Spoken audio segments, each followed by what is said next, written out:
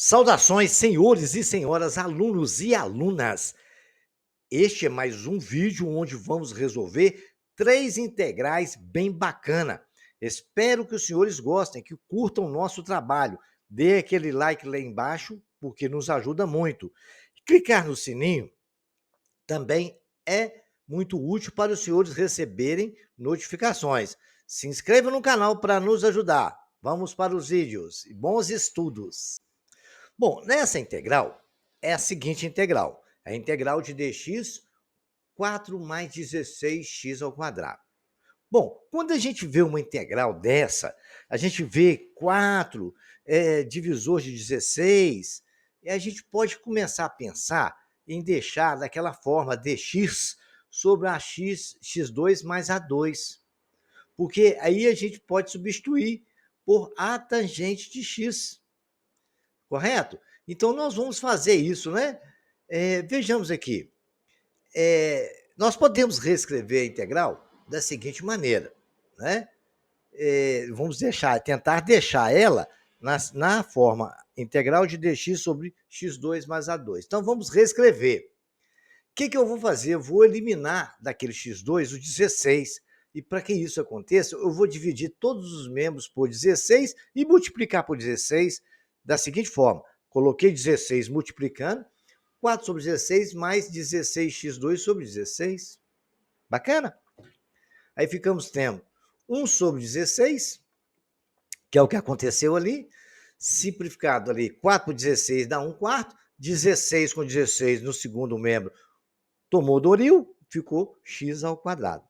Bacana? Então, nós podemos reescrever essa integral por 1 sobre 16 da integral de dx, x ao quadrado, mais meio ao quadrado, né? Correto? Porque 1 quarto não é meio ao quadrado. No x2, a ordem do fator não altera a soma, né? Bacana? Então, agora, quando nós temos a integral da seguinte forma, dx sobre x2 mais a2, quer dizer, o x ao quadrado e a ao quadrado, nós vamos fazer a substituição, então, de x por o a, que é meio, né? O a é o segundo termo, tangente de beta. Beleza? No lugar de x, eu vou escrever meio tangente de beta. X é sempre a parte variável, tá? E o a é a parte não variável, a parte constante. Então, se x é meio tangente de beta, dx, a derivada, nós vamos diferenciar tanto os membros da direita como da esquerda. Então, diferenciando x é derivar x, né? dx é igual a meio, a integral de a tangente beta é a secante ao quadrado de beta de beta. Então, é meio secante de beta ao quadrado, secante ao quadrado de beta de beta. Esse aí tem naquela tabela, que no curso de integral que eu tenho aqui no canal, lá na playlist, os senhores podem achar, vocês vão encontrar a tabela de substituição de derivada aí, tá bom? As derivadas de tangente, secante, seno, cosseno, tudo. Então, vamos lá. dx meio secante ao quadrado de beta de beta. Então, vamos substituir isso na integral. Mas antes de substituir, não esqueça de dar aquele like aí pra gente aí, não, e se inscrever no canal, tá? Então, vamos substituir. 1 sobre 16 mais. dx é o quê? dx não é meio secante ao quadrado de beta de beta? Escrevi isso ali, ó. Meio secante ao quadrado de beta de beta. Sobre o que, então? X ao quadrado. X é meio tangente de beta, não é? Então, é meio tangente de beta ao quadrado. Mas, o que estava lá? X ao quadrado. Se x ao quadrado, né? É meio tangente de beta ao quadrado, mais meio ao quadrado, que é o que está ali na integral normal. Bacana? Vamos fazer as continhas? 1 sobre 16, integral de meio secante ao quadrado de beta de beta sobre 1 quarto tangente ao quadrado de beta mais 1 quarto, porque meio ao quadrado é 1 quarto. Muito bem, senhores. Então, agora, ajeitando isso, como no denominador eu tenho 1 quarto, em todos os membros, eu posso colocar em evidência, né? 1 meio sobre secante ao quadrado de beta de beta sobre 1 quarto tangente de beta ao quadrado, né? Tangente ao quadrado de beta mais 1. Olha, Olha, engraçado, comecei a lembrar uma relação trigonométrica aqui agora. Lá do ensino fundamental, né? O que é tangente ao quadrado de beta mais um? Vamos pensar um pouco? Antes de pensar no que é secante ao quadrado de beta, e tangente ao quadrado de beta mais um, vamos resolver aquelas duas frações, que a integral que nós tínhamos da tela anterior está aí, ó. 1 sobre 16 da integral de meio secante ao quadrado de beta de beta, sobre 1/4 tangente ao quadrado de beta mais 1. Né? O meio, divisão de duas frações, pega a primeira e multiplica pela segunda invertida. Não é assim que a gente faz? Então, vamos lá. Ó. Meio dividido por 1/4 é meio vezes 4 sobre 1, que vai dar 4 sobre 2, que é igual a 2. Então, vou colocar isso no lugar de 2 e já vou colocar esses 2 lá para fora da integral. Vai ficar 2 vezes 1, 2 sobre 16, secante ao quadrado de beta de beta, sobre tangente ao quadrado de beta mais 1. Agora, vamos lembrar a relação trigonométrica que nós estudamos lá no ensino fundamental? Tangente ao quadrado de beta mais 1 é igual a secante ao quadrado de beta. Correto? Porque secante ao quadrado de beta mais tangente de beta é igual a menos 1. Bacana? Feita essa relação, no lugar de tangente ao quadrado de beta mais 1, escrevo secante ao quadrado de beta. Então, 1 sobre 8, a integral vai ficar secante ao quadrado de beta sobre secante ao quadrado de beta. Olha ali, que bacana! O secante ao quadrado de beta tomou Doril e sumiu, cortou ali, né? Temos então a integral, 1/8 da integral de d beta. Resolvendo a integral de d beta, nós sabemos que é beta. A integral de beta é 1/8 de beta mais a constante. Acontece, o que é beta? Se x é meio tangente de beta, correto? Tangente de beta é igual a 2x. Então, beta é igual a tangente a menos 1 de 2x. Né? Legal, relações trigonométricas. Sempre que acontecer isso, você acha o valor do ângulo. É tangente de menos 1 de 2x. Bacana? Então, nós podemos escrever que a nossa integral ficou meio tangente a menos 1 de 2x mais uma constante. Muito bacana essa integral, né? Agora, essas relações trigonométricas, a gente fazendo exercício memoriza, tá? Não precisa assustar, não. Mas vamos sempre revê-las. Tenta reescrever as que mais usa, seno, cosseno, tangente, secante e cossecante. As que nós mais vamos usar aqui, tá? Então, tenta memorizar elas. Vamos resolver uma integral, que essa é uma integral muito comum de acontecer. Sempre pede uma integral dessa assim, sabe? Ou 1 sobre 1 mais óleo elevado a x, ou 1 menos óleo elevado a x dx. A integral, então, que nós vamos resolver é de 1 sobre 1 mais óleo elevado a x dx. Vamos chamar de u o que nós temos ali, 1 mais óleo elevado a x. Óleo elevado a x, então, é igual a u menos 1. Bacana? Né? Diferenciando isso, ou seja, derivando, nós temos que du é igual a u menos 1 dx. Escrevi no lugar de óleo elevado a x, escrevi u menos 1 dx. Bacana? E podemos escrever, então, porque a derivada de óleo elevado a x é óleo elevado a x mesmo, né? du é óleo elevado a x dx. Então, no lugar de u, eu coloquei u menos 1, né? dx é igual a du sobre u menos 1. Bacana? Beleza. Então, agora a gente vai separar essas integrais, né? Nós podemos separar assim, ó, a integral de 1 sobre u, que multiplica a integral de du sobre u menos 1. Está tudo dentro da mesma integral. Bacana? Tudo ali é du. Podemos escrever o número 1 como u menos 1, né? Porque se você pegar ali u menos u, vai ficar, e menos 1, vai ficar menos vezes menos, mas vai dar 1, né? Se você fizer aquela continha, u menos, abre parênteses, u menos 1. Por que eu vou fazer isso? Porque aí eu vou conseguir, talvez, eliminar aquele u menos 1 ali. Meu objetivo é esse.